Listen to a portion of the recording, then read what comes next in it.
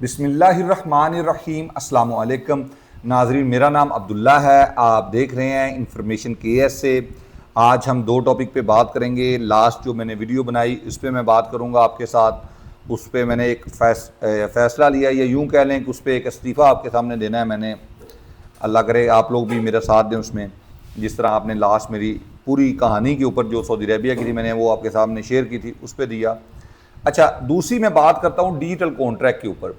Digital contract ये होता है कि अगर आपने सऊदी अरबिया में डिजिटल कॉन्ट्रैक्ट किया और आप छुट्टी चले गए सऊदीया से और वापस नहीं आए, तो ये कॉन्ट्रैक्ट आपके लिए सर दर्द बन सकता है। कैसे बन सकता है? ये ऐसे बन सकता है कि इसमें दो चीज़ें हो सकती हैं। पहली चीज़ तो ये है कि आपका जो ओल्ड कफील है, जिससे कि स्पॉन्सरशिप से आपने छुट्टी लेके पाकिस्तान या किसी भी कंट्री सफ़र किया है, ये सऊदी जो है ना, ये आपके लिए सरदर्द बन सकता है। कैसे? वो आपके खिलाफ केस कर सकता है आर्टिकल 77 के तहत कि इसने कॉन्ट्रैक्ट की खिलाफवर्जी की।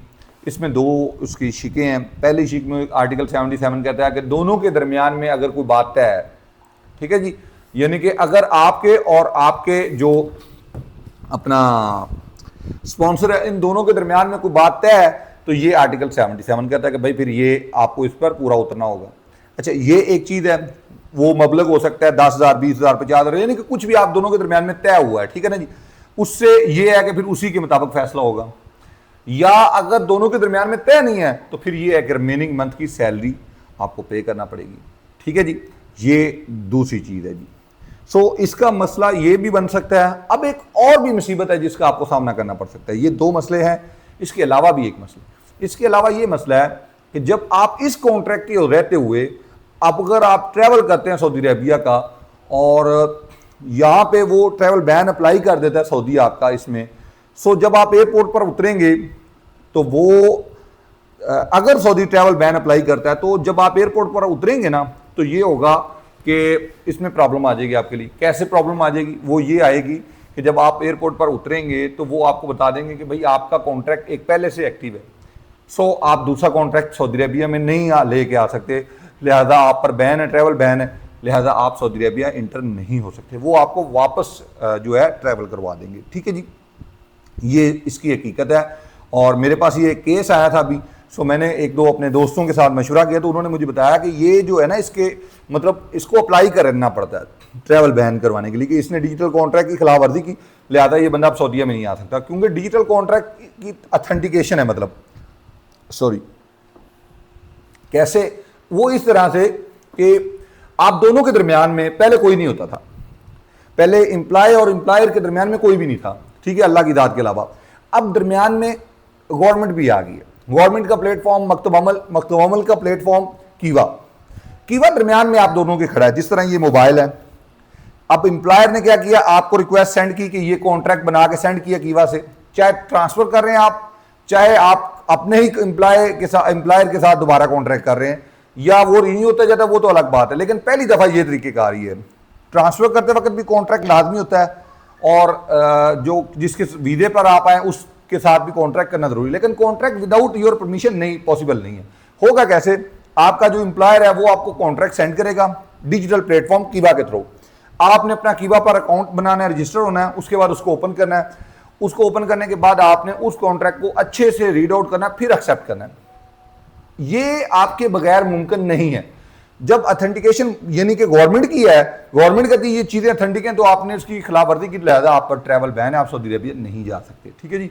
ये एक बड़ा मसला है। ये एक चीज़ सामने आ गई। दूसरी यहाँ से ये मैंने मेरे ख्याल में वजाहत कर दी कि या तो आपको इसको टर्मिनेट करके जाना है सऊदी अरबिया से, फिर आप वापस तो कम से कम ज़रूर आ सकते हैं। पेनल्टी का मामला यहाँ पे देखा जाएगा अगर उसने केस किया तो। लेकिन अगर आप टर्मिनेट करके गए तो फिर वो वापसी आपकी नहीं बैन कर सकता, ये चीज़ वादे है। लेकिन अगर टर्मिनेट किए बगैर आप चले गए, फिर वो आपकी वापसी बैन कर सकता है। ये मेरे ख्याल में मैंने चीज़ वादा कर दी। टर्मिनेट के लिए आप कोई भी ऑप्शन चूज़ कर सकते हैं। ज़्यादातर लोग कंपनियों से तंग होते हैं, तो जारी बात है फिर ही नहीं ना वापस आते उस कंपनी में, तो फिर तो आर्टिकल 81 ही बनता है इस हिसाब से। तो ठीक है जी, इंशाल्लाह ताला आप, आई होप कि आप मेरी बात समझ गए होंगे। अच्छा, ये एक चीज़ होगी, क्योंकि इसमें फिर बाद में आगे आप दलाल दे सकते हैं कि भाई मैं इसे बहुत तंग था, इसने मुझे टॉर्चर किया, परेशान किया, ये वो सारी चीज़ें आपके पास एविडेंस होंगे, सारी बातें कोई ना कोई वो आपने संभाल के रखने, वो आपको बाद में शेयर करने पड़ेंगे।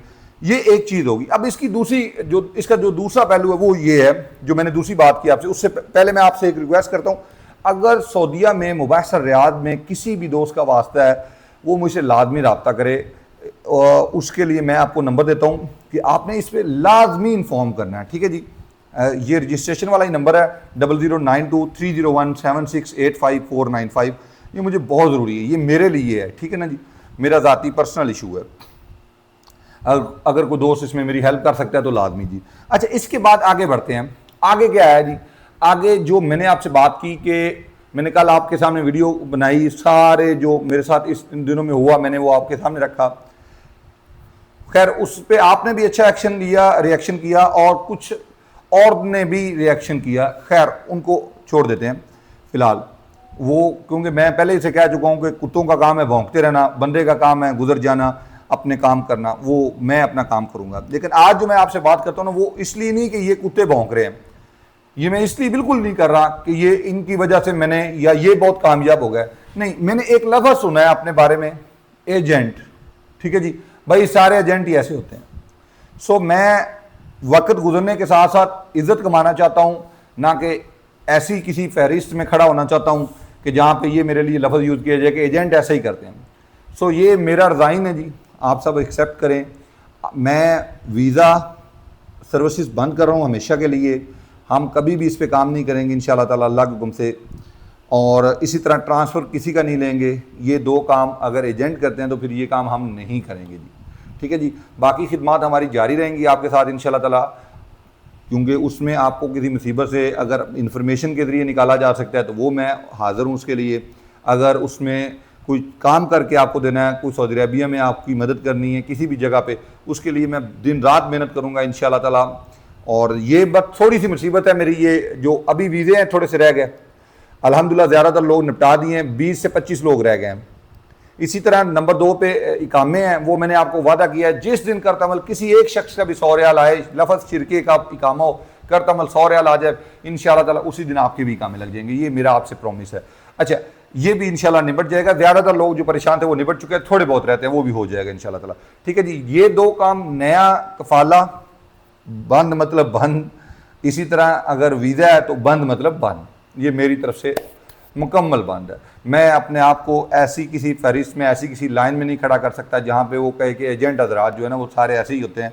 ठीक है, आपकी बात सही है, लेकिन हमें पता है एजेंट बहुत काम, मतलब मैं अपने बारे में ये नहीं सुन सकता। तो इसके लिए मैंने मादत की आप सबसे, ये दोनों सर्विसेज हमेशा के लिए बंद है, लेकिन पेंडिंग मैं क्लियर करूँगा अल्लाह, ताकि आपको ये ना लगे कि अब्दुल्ला भाई नया जो है ना लोगों को लिए हमारे सामने आते हैं, हाँ इसका ये लालच है कि ये नए लोगों को उकसाने के लिए आता है।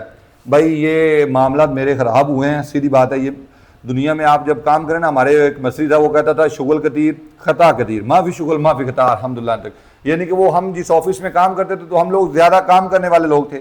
तो एक वहाँ पे मसरी आ गया, वो बड़ा अजीब आदमी था, मेरा बड़ा दोस्त था, बाद में बन गया। शुरू में मैं उसके बड़ा मुखालिफ था, बाद में मेरी दोस्ती उसके साथ सबसे ज़्यादा होगी। यानी कि वो इवन इस हद तक दोस्ती थी कि वो जाने वाला था ऑफिस से तो वापस नहीं आना चाहता था, तो वो मुझे सिर्फ बता के गया था कि मैंने वापस नहीं आना, मेरे अलावा किसी को नहीं बता के गया। दोस्ती बाद में इस हद तक चली गई। सो वो क्या करता था, काम नहीं करता था कोई भी कम वक्त, तो उससे कोई गलती नहीं होती थी। वो कफील आया मकतब में तो उसने जो है ना एक मीटिंग बुलाई है, तो मीटिंग में सब की गलतियां निकल आई, उसकी कोई गलती ना निकली। तो वो उसने कहा कि देखो तुम सब में मैं अप्रिशिएट करता हूँ मोहम्मद को कि इसकी कोई गलती नहीं। तो वो हम सारे बाद में आपस में मुस्कुराए कि वो गलती कैसे करता है, काम करता तो गलती करता ना, उसने काम ही नहीं किया तो गलती कहाँ से होती। सो ये मसला है जी। तो बहरहाल ये 2 चीज़ें हैं, मैं नहीं करूँगा इंशाल्लाह ताला। जो अच्छा काम करेगा रिकमेंडेशन मुझे नहीं पता, अगर आप लोग कहेंगे तो मैं करूँगा, वरना मैं रिकमेंडेशन भी नहीं करूँगा इंशाल्लाह ताला। बहुत बहुत शुक्रिया, ढेर सारा ख्याल रखिएगा, दुआओं में याद रखें। अल्लाह हाफिज़।